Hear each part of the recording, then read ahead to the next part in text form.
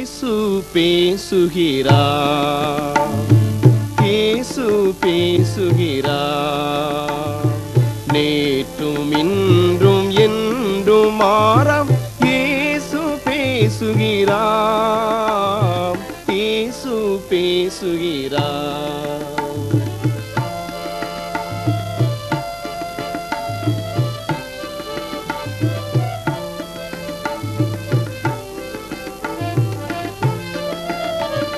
பாவத்தை போக்கிடுமேசு, உந்தன் சாபத்தை நீக்கிடுமேசு.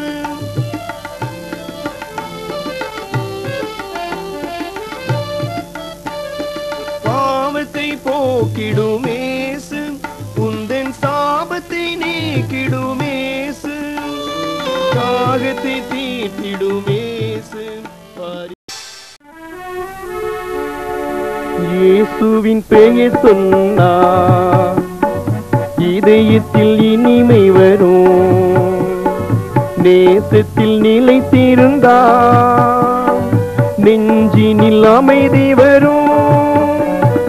இயேசுவின் பெயர் சொன்னார், இதயத்தில் இனிமை வரும். நேசத்தில் நிலைத்திருந்தார், நெஞ்சினில் அமைதி வரும்.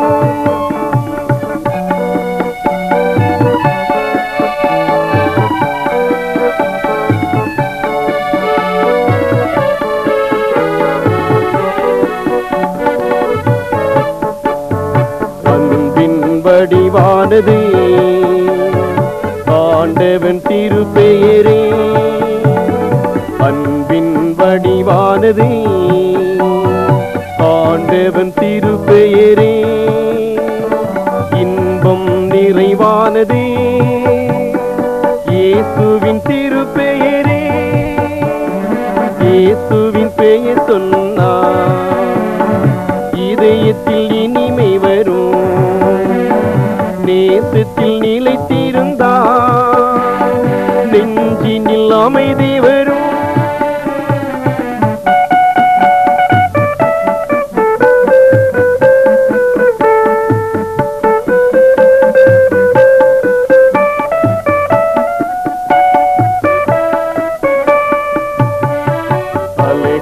வல்லமைகள் அடங்கிட செய்துவிடும், அழகையின் வல்லமைகள் அடங்கிட செய்துவிடும். கலங்கிடும் இதயங்களை கரை கொண்டு சேர்த்துவிடும். இயேசுவின் பெயர் சொன்னார், இதயத்தில் இனிமை வரும். நேசத்தில் நிலைத்திருந்தார், நெஞ்சினில் அமைதி வரும். ஆண்டவராகிய இயேசு கிறிஸ்துவின் நாமத்தினாலே உங்களை வாழ்த்திக் கொள்கிறேன். உங்களோடு பேசுகிறது பரிசுத்த ஆவியானவர். பேசுகிறது நீங்கள் அல்ல, பிதாவுடைய ஆவியானவரே உங்களிருந்து பேசணும்னு சொன்னேன். உண்மையின்படி பரிசுத்த ஆவியானவர் இந்த வேளைகளில் நம்மோடு பேசுவாராக. சிந்திக்கத்தக்கதாக நாம் எடுத்துக்கொண்ட வேத வசனம் 2 பேதுரு 3ஆம் அதிகாரம் 12ஆம் வசனம். கர்த்தருடைய கண்கள் நீதிமான்கள் மேல் நோக்கமாயிருக்கிறது என்று சொல்லப்பட்டிருக்கிறது. கர்த்தருடைய கண்கள் நீதிமான்கள் மேல் நோக்கமாயிருக்கிறது. இந்த செய்தியை கேட்டுக்கொண்டிருக்கிற கர்த்தருடைய பிள்ளைகளே, இந்த உலகத்திலே வாழுகின்ற நாம் நீதிமான்களாய் இருக்கிறோமா என்பதை சற்று நாம் சிந்தனை செய்து கொள்ள வேண்டும். ஒருவேளை நாம் பெயர் கிறிஸ்தவர்களாய் வாழ்ந்து கொண்டிருக்கலாம். ஆலயங்களுக்கு செல்வது நல்லது, வேதத்தை வாசிப்பது நல்லது, ஜெபிப்பது நல்லது, ராபோஜனம் இல்லை என்ற நன்மை எடுப்பது நல்லது. ஆனால் நீதிமான்களாய் இந்த உலகத்திலே வாழுகிறோமா என்பதை நாம் சற்று சிந்தனை செய்து பார்க்க வேண்டும். நீதிமான்கள் மேல்தான் கர்த்தருடைய கண்கள் நோக்கமாயிருக்கிறது என்று சொல்லப்பட்டிருக்கிறது. அருமையானவர்களே, நாம் நீதிமான்களாக இந்த உலகத்திலே வாழும் பொழுது நிச்சயமாகவே கர்த்தருடைய கண்கள் நம்மேல் நோக்கமாயிருந்து நமக்கு உதவி செய்யும் என்பதை நாம் மறந்து போகக்கூடாது. உங்களுக்கு ஒரு சின்ன குழந்தை இருக்கிறது வைத்துக் கொள்ளுங்கள்.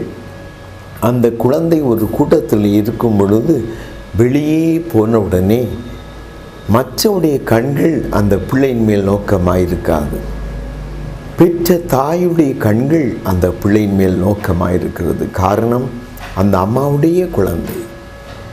தன்னுடைய குழந்தை மேல் அந்த அம்மாவுக்கு எப்படி நோக்கமாக இருக்கிறதோ, அந்த குழந்தையை பார்க்கிறதோ, இதை போல தான் நாம் கர்த்தருடைய பிள்ளைகளாய், நீதிமான்களாய், ஆண்டவருக்கு பிரியமான பிள்ளைகளாய் இந்த உலகத்திலேயே வாழும் பொழுது உங்கள் குடும்பத்தின் மேல் கர்த்தருடைய கண்கள் நோக்கமாயிருக்கும். குடும்பத்திலே கணவன், மனைவி, பிள்ளைகள், மருமக்கமார்கள், பேர பிள்ளைகள் நீதிமான்களாய் உலகத்திலே வாழ நீங்கள் விரும்ப வேண்டும். நீதிமான்கள் என்று சொன்னால் கர்த்தருடைய பிள்ளைகள் தான்.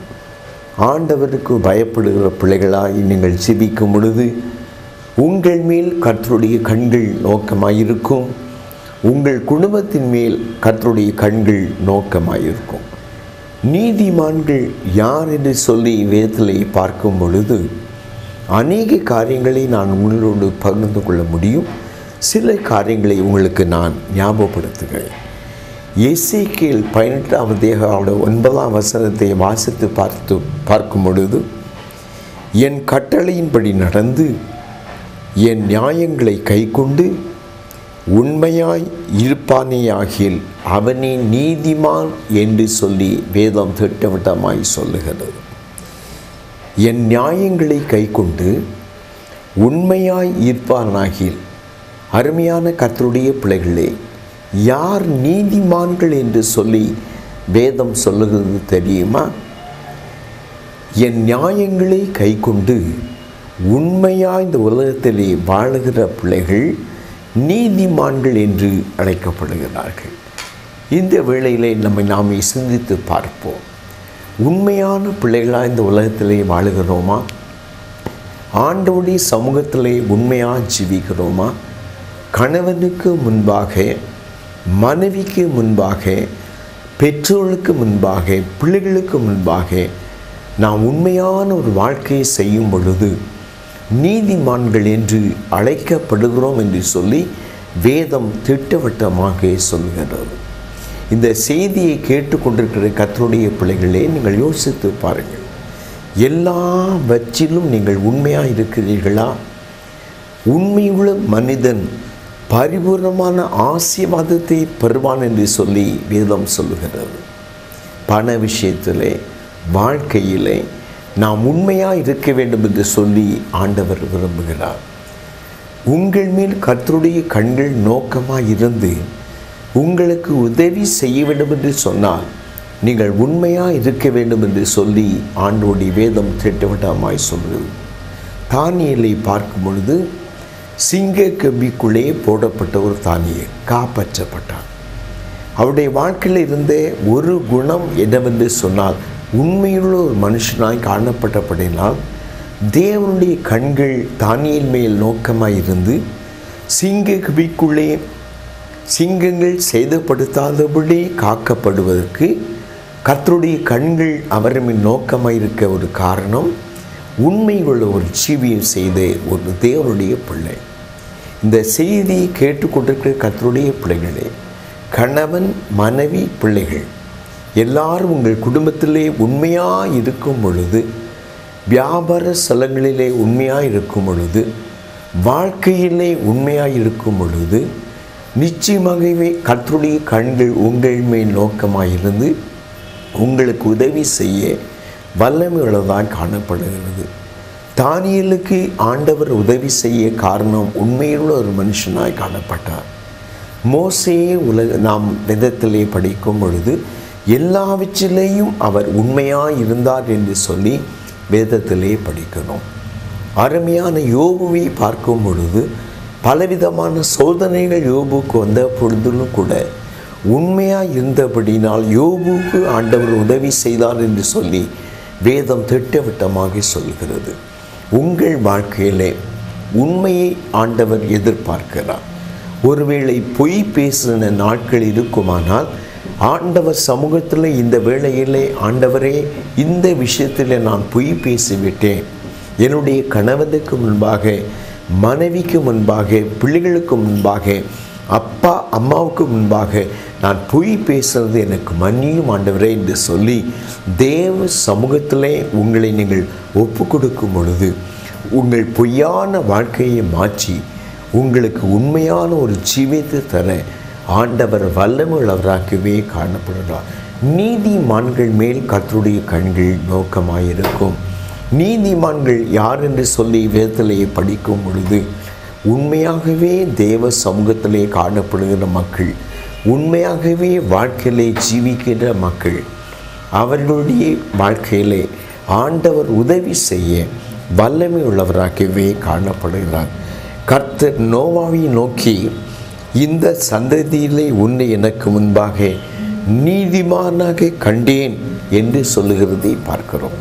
அருமையான கர்த்தருடைய பிள்ளைகளே, நோவாவை நோக்கி ஆண்டவர் சொல்லக்கூடிய ஒரு சத்தியம் என்னவென்று சொன்னால், இந்த சந்ததியிலே உன்னை எனக்கு முன்பாக நீதிமானாக கண்டேன் என்று சொல்கிறார்.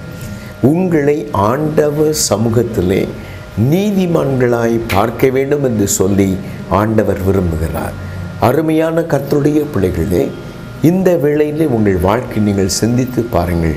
நீங்கள் நீதிமான்களாய் இந்த உலகத்திலே வாழும் பொழுது ஆண்டவருடைய கண்கள் உங்கள் மேல் நோக்கமாக இருந்து உங்களுக்கு உதவி செய்யவும் உங்களை காப்பாற்றவும் வல்லமை உள்ளதாகவே காணப்படுகிறது. மனிதன் முகத்தை பார்க்கிறான், தேவனோ நம்முடைய இருதயத்தை பார்க்கிறான். நம்முடைய இருதயத்தை பார்க்கிற ஆண்டவருக்கு நீங்கள் உண்மையான பிள்ளைகளாக ஜீவிக்கும் பொழுது உங்கள் மேல் அவருடைய கண்கள் நோக்கமாக இருந்து உங்களுக்கு உதவி செய்யும் என்பதை மறந்து போகக்கூடாது. தேவனுடைய கட்டளையின்படி நடக்கிற மக்கள் நீதிமான்கள் என்று சொல்லி வேதம் சொல்கிறது. கர்த்தருடைய கட்டளையின்படி நடக்கிற பிள்ளைகள் நீதிமான்கள் என்று சொல்லி வேதம் சொல்கிறது. கர்த்தருடைய கட்டளை என்னவென்று சொன்னால், வேதத்தில் படிக்கும் பொழுது அநேக காரியங்களை உங்களுடன் நான் பகிர்ந்து கொள்ள முடியும். சில காரியங்களை உங்களுக்கு நான் ஞாபகப்படுத்துகிறேன். ஓய்வு நாளை பரிசுத்தமாய் நினைப்பாயாக என்று சொல்லப்பட்டிருக்கிறது.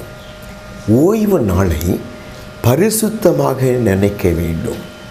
அருமையான கர்த்தருடைய பிள்ளைகளே, ஆலயத்தில் சென்று ஆண்டவரை நாம் தொழுகை செய்கிறோம்.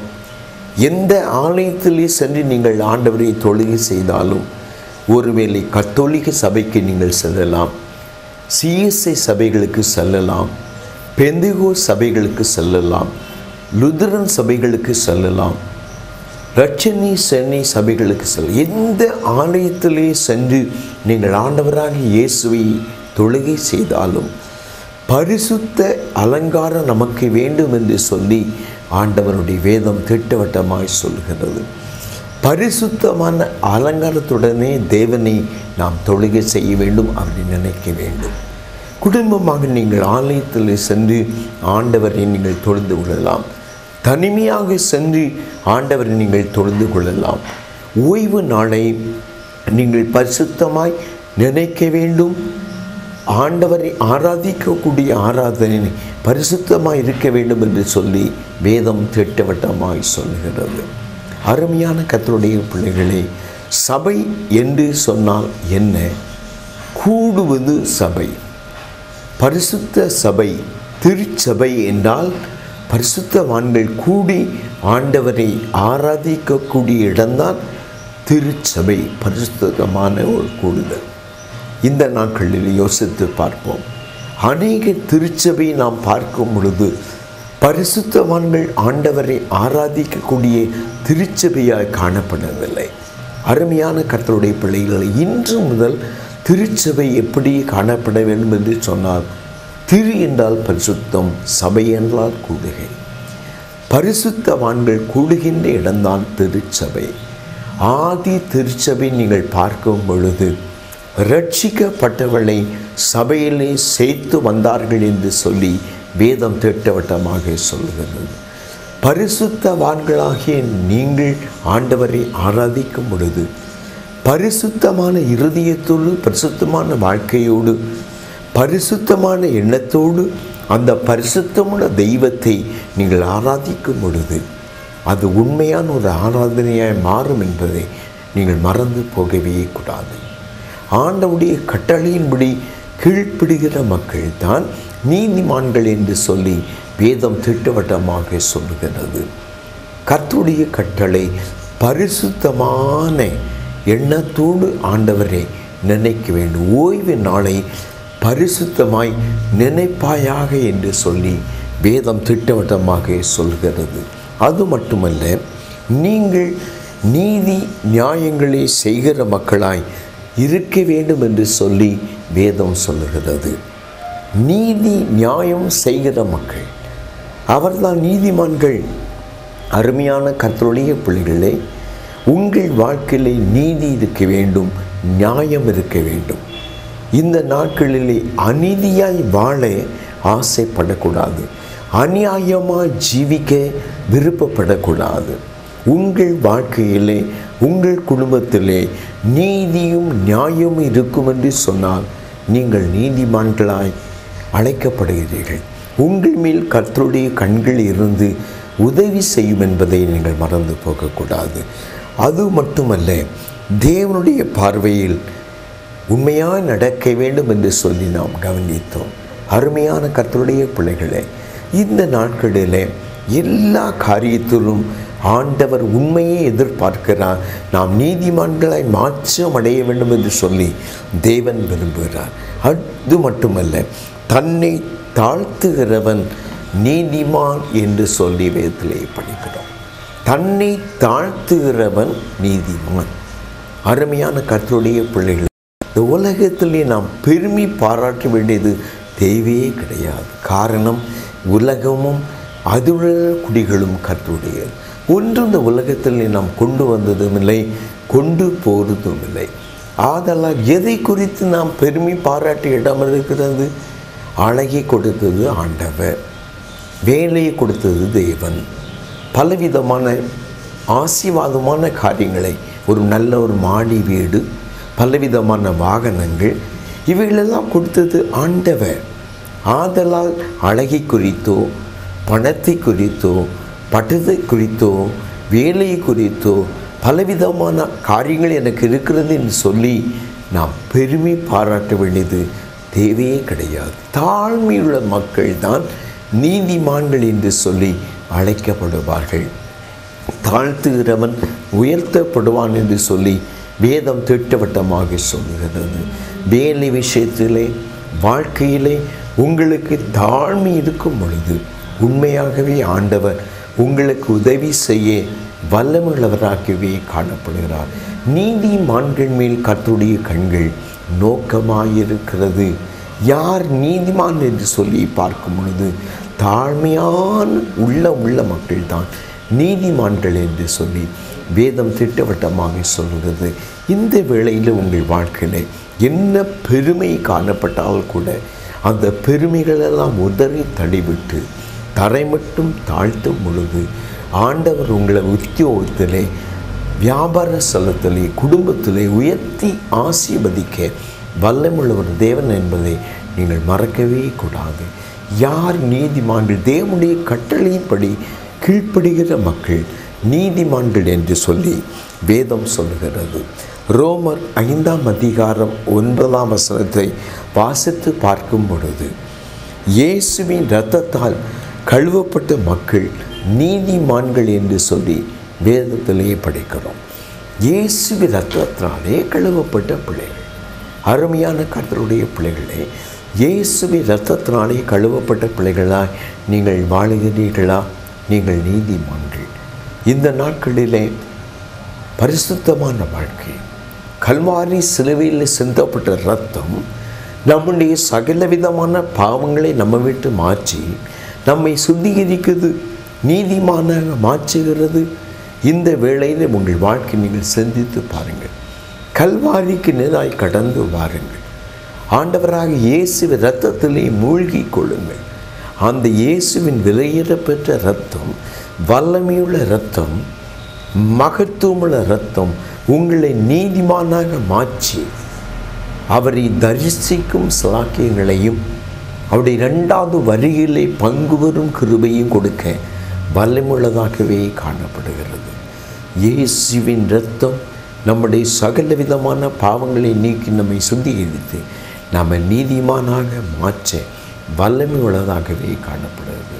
அந்த கிருபையின் ஆசீர்வாதத்தை இந்த வேளையிலே இயேசு தருவதற்காக நம்மோடு பேசும் பொழுது ஆண்டவருடைய திருக்கரத்திலே உங்கள் குடும்பத்தையும் உங்கள் வாழ்க்கையை நீங்கள் அர்ப்பணித்து ஒப்பு கொடுக்கும் பொழுது உங்களை அவர் நீதிமானாக மாற்றி அவருடைய கண்கள் நீதிமான்கள் மேல் நோக்கமாக இருக்குன்னு சொன்ன வேத வசனத்தின் முன்மீன்படி அவர் உங்களுக்கு உதவி செய்யவும் அவருடைய கிருபையை உங்கள் குடும்பத்திலே உங்கள் தனி வாழ்க்கையில் அனுப்பி உங்களை ஆசீர்வதிக்க வல்லமுள்ளவராகவே காணப்படுகிறார்.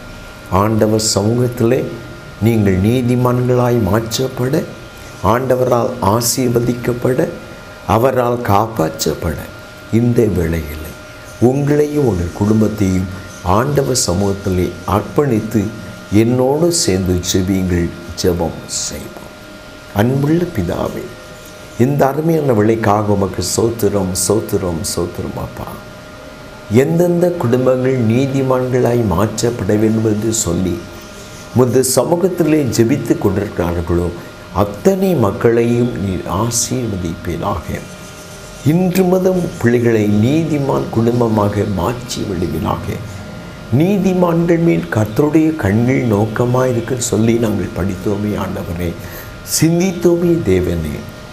எந்தெந்த உள்ளங்கள் இன்னும் நீதிமானாக மாற்றப்படவில்லையோ கல்வாரி சிலுவிலே சிந்தப்பட்ட இரத்தத்தினாலே கழுவி உண்மையுள்ள மக்களாக இந்த உலகத்திலேயே வாழ, ஓய்வு நாளை பரிசுத்தமாய் ஆஸ்வதிக்க, தாழ்மையான ஒரு வாழ்க்கையை செய்யும் கிருபையை கொடுக்க வேண்டும் என்று ஜெபிக்கிறேன். நீதி நியாயங்கள் குடும்பங்களிலே நிலவ தேவன் கிருபை செய்வீராக. கர்த்தருடைய வருகை சமீபமாக இருக்கிறபடியினால் முந்தும் வருகைக்கும் இந்த பிள்ளைகளை இரத்தத்தாலே கழுவி சுத்திகரித்து ஆயத்தப்படுத்த வேண்டும் என்று ஜெபிக்கிறேன் ஆண்டவரே. தெய்வீக கிருபை ஒவ்வொரு மக்களையும் சந்தித்து ஆசீர்வதிப்பதாக. எங்கள் ஜெபத்தை நீ கெடுத்ததுக்காக உமக்கு ஸ்தோத்திரம் ஸ்தோத்திரம் ஸ்தோத்திரம். இயேசு கிறிஸ்துவின் மூலம் ஜெபங்கள் நல்ல பிதாவே. ஆமென் ஆமென் ஆமென். அருமையான கர்த்தருடைய பிள்ளைகளே, இந்த செய்தி மூலமாக பரிசுத்த ஆவியானவர் உங்களோடு பேசினார். நீதிமான் கூட்டத்திலே சேர்க்கப்பட உங்களை உங்கள் குடும்பத்தையும் நீங்கள் அர்ப்பணித்தீர்கள் என்று சொல்லி நான் விசுவாசிக்கிறேன். ஆண்டவர் சமூகத்தில் நீங்கள் தொடர்ந்து ஜெபியுங்கள். அடியனை நேரடியாக சந்தித்து ஜெபிக்க நீங்கள் விரும்பினால் ஒவ்வொரு செவ்வாய்க்கிழமையும் காலை 10 மணி முதல் 1 மணி வரை கோட்டையடியிலே என்னுடைய இல்லத்திலே வைத்து நாங்கள் உபவாசம் பண்ணி ஜெபித்து கொண்டே வருகிறோம். நீங்களும் அந்த ஜெப கூட்டத்திலே வந்து குடும்பமாக பங்கு பெறலாம். ஆண்டவருடைய ஆசீர்வாதத்தை பெற்றுக்கொள்ளலாம். நேரடியாக என்னிடத்தில் வந்து நீங்கள் ஜெபித்து செல்லலாம். நாகர்கோவில் வடசேரி பஸ் ஸ்டாண்டிலிருந்து என்னுடைய ஊர் வழியாக சில பஸ்ஸுகள் வருகிறது. 2A 2D 2E 1D 1H என்று சொல்லக்கூடிய பஸ்ஸில் ஏறி நீங்கள் கோட்டையடியில் இறங்கி என்னுடைய பெயரை சொல்லும் பொழுது யாரும் சொல்லிவிடுவார்கள். வீட்டுக்கு வந்து நீங்கள் ஜெபித்து செல்லுங்கள். கர்த்தர் உங்களை ஆசீர்வதிப்பாராக. ஆமென். மாயையான உலகம், இது மாயையான உலகம். இந்த மாயை உலகத்தை நம்பி நீ ஜீவிக்காதே நண்பா. மாயையான உலகம், இது மாயையான உலகம். இந்த மாயை உலகத்தை நம்பி நீ ஜீவிக்காதே நண்பா.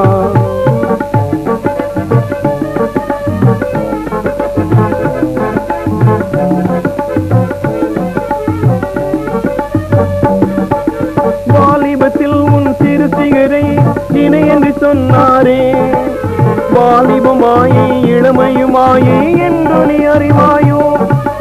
வாலிபத்தில் உன் சிறு சிகரை நினை என்று சொன்னாரே.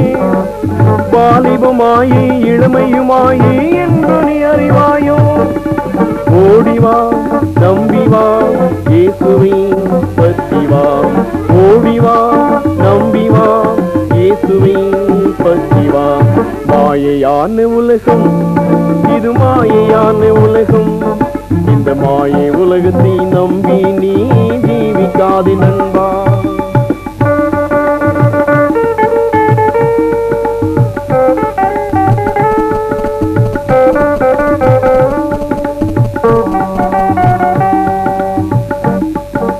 பாவத்தை போக்கு சாபத்தை நீக்க பாரினில் வந்தாரே. பாவியை மீட்க வியாதியை போக்க சிலுவையில் மாண்டாரே. பாவத்தை போக்கு சாபத்தை நீக்க பாரினில் வந்தாரே. பாவியை மீட்க வியாதியை போக்க சிலுவையில் மாண்டாரே. ஓடிவா நம்பிவா இயேசுவை பற்றிவா. ஓடிவா நம்பிவா இயேசுவை பற்றிவா. மாயையான உலகம் இது மாயையான உலகம். இந்த மாயை உலகத்தை நம்பி நீ ஜீவிக்காதே நண்பா. மாயையான உலகம் இது மாயையான உலகம். இந்த மாயை உலகத்தை நம்பி நீ ஜீவிக்காதே நண்பா. நீங்கள் தொடர்பு கொள்ள வேண்டிய முகவரி சகோதரன் A B Gibson Daniel, Kottaiyadi, Kumari மாவட்டம். Pin code number 629704. Telephone number 04652258171. கர்த்தர் தாமே உங்களை ஆசீர்வதிப்பாராக. இயேசு பேசுகிறார். இயேசு